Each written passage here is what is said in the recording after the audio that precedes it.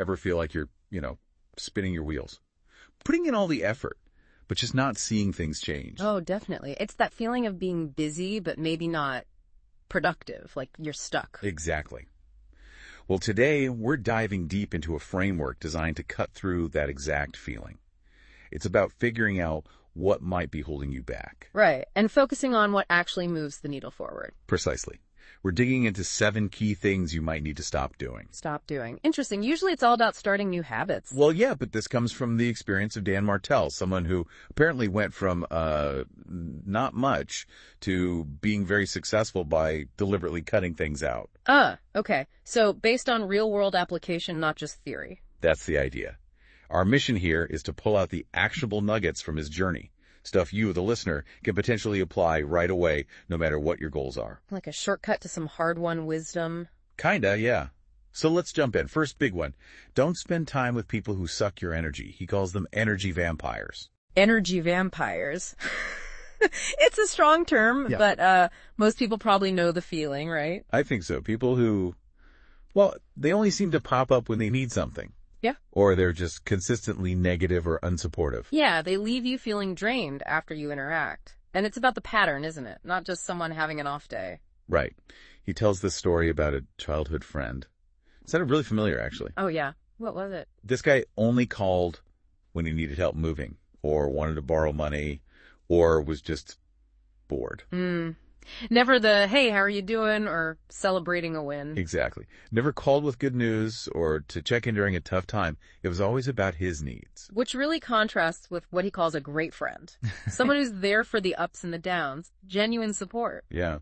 And it leads to this idea of doing, like, a friend inventory. Auditing your relationships? That sounds a bit clinical, maybe? A little, but the point is solid, I think. You got to ask, are these connections actually hindering your progress? Are they consistently pulling you down? It forces you to be honest about the impact people have on you. And sometimes it's subtle. It's not always dramatic negativity. True.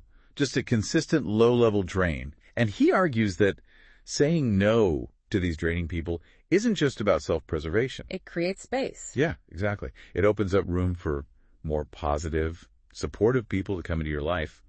He says, today's energy shapes tomorrow's reality. I like that. And the environment link, too. Your environment sets your internal thermostat. If you're surrounded by negativity or neediness. It's just harder to maintain your own positive energy and focus. Makes sense. Okay, so protect your energy. Got it. What's number 2? Number 2, don't ask for advice from people who haven't done what you want to do. This one seems obvious, but I bet we all violate it sometimes. Totally. We ask people we like, or people who are conveniently there, rather than people who actually have the specific results we want. He gives some good examples, right? Yeah, like you wouldn't ask someone who's really out of shape for fitness tips. Or someone whose business failed for advice on launching yours. Makes sense. But then he adds a trickier one, like asking Elon Musk for parenting advice. Okay. So success in one area doesn't automatically translate to wisdom in all areas. Exactly. Musk is brilliant at engineering and business, obviously, but parenting is a whole different ballgame. His expertise isn't universal. And this often comes up with family, doesn't it? Like asking parents for advice. Oh, yeah. He mentions that. Your parents mean well, they love you, but if they haven't achieved the specific thing you're aiming for, their advice might unintentionally keep you at their level of success, not the one you're striving for. their advice is based on their path, their experiences, which might be totally different from what you need. So the principle is success leaves clues. Find the people who have the actual clues you need for your specific goal. And ask them targeted questions. Seek out the experts for that particular thing. Be deliberate about your sources of advice. Okay, point 3. Point 3, don't blame anyone or anything for your situation. Oof. This one requires some real self-awareness. It's so easy to blame. It really is. Blaming traffic, blaming the economy, blaming your boss. But he argues that when you do that, you're basically giving away your power. You're saying, I'm not in control. Yeah. If it's always someone else's fault, then you can't fix it. He talked about how he used to blame external stuff for being late or missing deals. Until he shifted his mindset. Yeah. He adopted this idea. If everything is my fault, I have control over that. That sounds intense, but empowering, I guess. It seems like it. Even if it's not literally your fault, taking responsibility gives you the agency to find solutions or change your approach. Like the cooking analogy he used. Right. You don't become a better cook by blaming the ingredients. You become better by taking responsibility as the chef, adjusting the recipe, improving your technique. Exactly. And he connects this to emotional regulation. If you're always blaming, you're always reacting. Which makes you easily controlled by external events or other people's actions. Less stable, less strategic. Right. It leads back to that quote he shared. We're not creatures of circumstance, we're creators of circumstance. Taking ownership is the first step to actually creating the circumstances you want. Powerful stuff. Okay, number 4. Don't say yes to every opportunity that comes your way. The shiny object syndrome. Or just FOMO, fear of missing out. Totally. Yeah. Especially when you're starting out or ambitious, you want to grab every possibility. Yeah, but the downside is huge, right? You spread yourself too thin. Yeah, you end up doing a poor job on multiple things instead of a great job on one or two. You let people down. And he made that interesting point about trust. Oh yeah, that the person who always says yes, you can't really trust their yes. Because they're probably overcommitted already. Their yes doesn't carry much weight. He mentioned a friend like that. Yeah, someone who agrees to everything, so you never quite know if they'll actually follow through reliably. It makes you value the person who says no thoughtfully more. Their yes means something. Right. And it echoes that Steve Jobs quote, doesn't it? Mm-hmm. Sometimes the most productive thing you can do is to say no. It's about strategic focus. Saying no to good opportunities so you can say yes to the great ones for you. He used a backpack analogy, too. Every yes is like adding another rock to your backpack.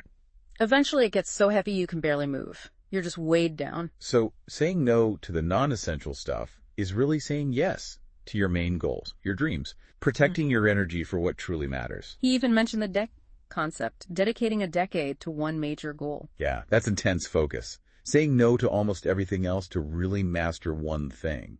Maybe not for everyone, but the principle holds. Prioritize. Okay, prioritize and learn to say no. Number 5. Number 5. Don't be a prisoner to your device. Your phone, basically. Oh boy. This is a big one for, probably most of us. For sure. He told a story about a kid in a youth program. The kid's biggest obstacle, his phone. Just endless scrolling. Yeah. Just scrolling, robbing time and focus from anything meaningful he could be doing. And Martell linked that directly to not having a clear plan or vision for life, right? Exactly. He said something like, scrolling is robbing from him because he hasn't built a real plan. The phone fills the void when you don't have something compelling pulling you forward. That's convicting. And the analogy of being stuck in traffic. Yeah, like you're checking your phone, notifications popping up, scrolling social media. You feel busy, but you're not actually making progress towards your destination. Just fragmented attention, going nowhere slowly. So his big advice here is almost deceptively simple. Turn off notifications. Just shut them down. Most of them, yeah. Reclaim your attention. Decide consciously when you check things. Don't let the phone dictate your focus. Because attention and focus are maybe our most valuable resources for getting things done. Absolutely. And he had a blunt challenge, too. If you're addicted to your phone, your life's not interesting enough one. Yeah. Go make it interesting. A bit harsh, maybe, but... Yeah. But there's a point. If real life is engaging and fulfilling, the phone's allure fades. Right. He suggested actually scheduling interesting things, especially with other people. Get out, do stuff, connect. Create a life worth looking up from your phone for. Makes sense. Okay, number 6. Don't just read books. Study them. The difference between consumption and application. Exactly.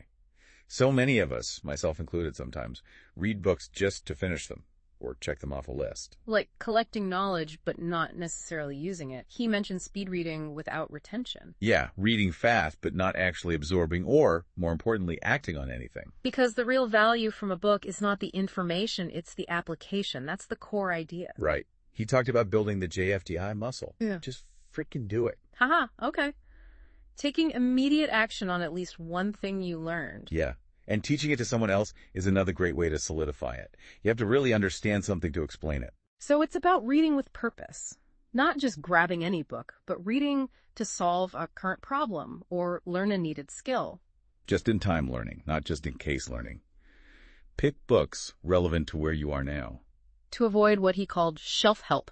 Yeah, books that just sit there looking good but haven't changed anything for you.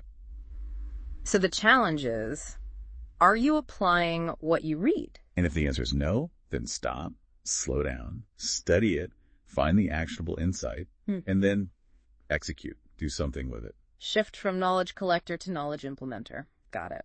And the final one, number 7. Number 7, don't compare yourself to anyone but yourself. Oh, this is so crucial, especially today with social media showing everyone's highlight reels. For sure. It's almost automatic to compare, isn't it? And it usually just makes you feel inadequate or depressed. You see someone else's success, their chapter 27, and compare it to your chapter 3. Exactly. He admitted he used to feel behind or not impressive doing that. Which is relatable, but the shift comes when you realize The only person you're truly competing against is who you were yesterday. right.